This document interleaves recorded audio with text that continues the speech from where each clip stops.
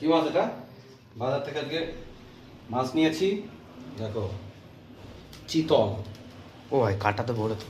কাঁটা ভর্তি, টেস্টও ভর্তি, দামখানাও নিয়েছে সেই।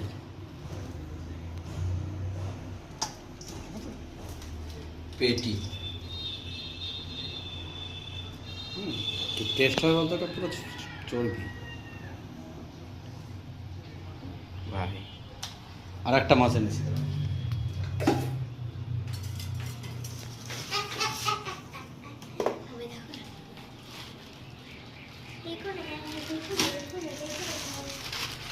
এটা হচ্ছে কাতলা, আচ্ছা কাতলা এত বড় মাছ ছিল দেশি। পেটিখানা দেখো, পেটিখানা